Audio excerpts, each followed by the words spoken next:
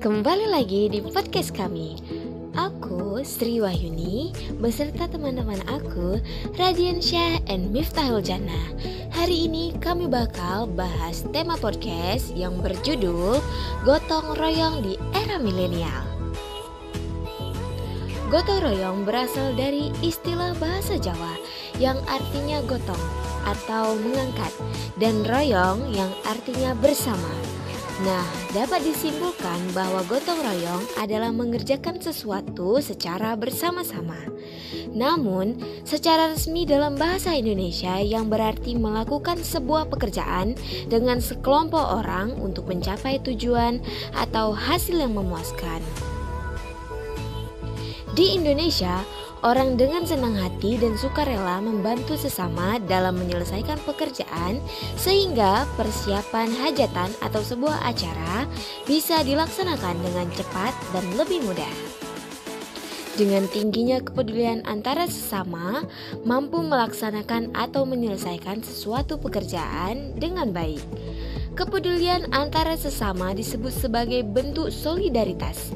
Gotong royong yang hanya dapat dilaksanakan melalui kerjasama tim yang saling membantu dalam kebaikan dan pembangunan merupakan nilai esensial yang dapat diinstabilisasikan baik secara individu maupun sosial. Gotong royong atau kerjasama adalah perilaku kolektif yang kontribusi dapat popularitas Indonesia yang memiliki sikap bersahabat dan ramah terhadap lingkungan dan orang lain. Kerjasama dilakukan sejak dahulu hingga sampai sekarang. Bedanya sekarang kerjasama yang dilakukan lebih milenial, di mana pada masa globalisasi gotong royong lebih dikenal dengan membantu dalam arti tidak hanya dalam bentuk tenaga per individu, tetapi juga dalam bentuk materi. Semakin berkembangnya zaman, masyarakat Indonesia merasa bahwa semangat gotong royong perlahan menghilang dari karakter masyarakat. Ada yang berpendapat bahwa gotong royong merupakan perilaku yang tidak logis karena nilai kepedulian sudah memudar dan tingkat kesadaran masyarakat dalam membantu sesama sudah berkurang. Dikarenakan tuntutan perekonomian yang sangat tinggi sehingga kurangnya nilai dalam membantu sesama.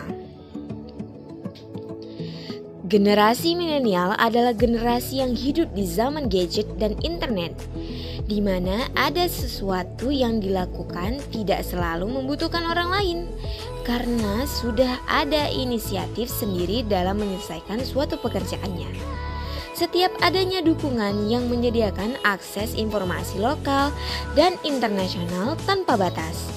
Generasi sebelumnya yang dibatasi oleh batasan negara mempersulit mereka untuk mencapai interaksi tingkat internasional.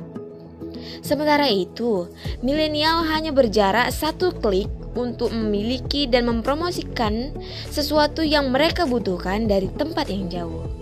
Oleh karena itu, pentingnya bersosialisasi dengan orang lain untuk mendapatkan informasi tidak selalu menjadi prioritas bagi generasi milenial seperti generasi yang lebih tua. Penggunaan internet dan gadget menyebabkan generasi milenial dikenal sebagai generasi Google dan generasi bersih. Dengan menggunakan smartphone, mereka mengandalkan berbagai media sosial seperti Facebook, WhatsApp, YouTube, Instagram, dan Twitter untuk mendapatkan informasi yang baik dan berkomunikasi dengan penggemar gadget lainnya. Google dan YouTube seringkali menjadi cara utama untuk mempelajari sesuatu yang baru. Generasi milenial sebagai generasi yang berkarakter, yaitu mereka yang memiliki cara untuk terus terhubung, kreatif, dan percaya diri dengan diri mereka sendiri. Pertama, mereka selalu terhubung ke internet.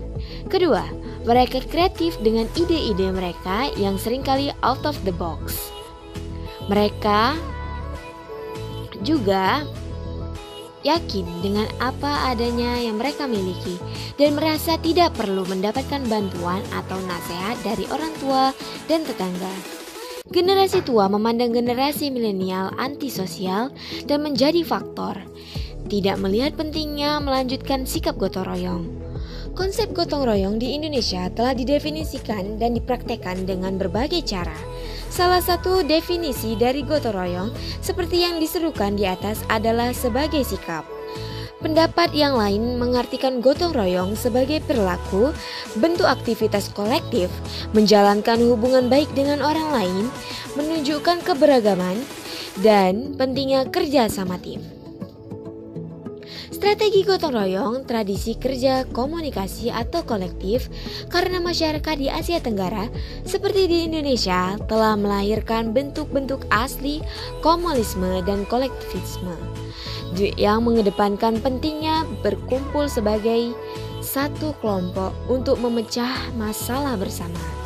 Karakteristik komunal ini berkontribusi pada hubungan sosial yang kuat antara lain untuk melakukan aktivitas kolektif dalam kehidupan sehari-hari masyarakat. Oleh karena itu, praktik yang menunjukkan pentingnya menjaga hubungan baik untuk mencapai solidaritas sosial.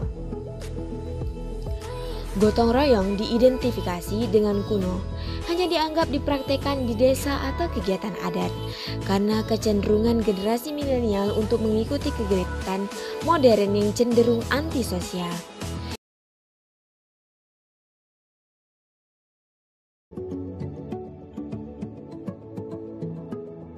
Ini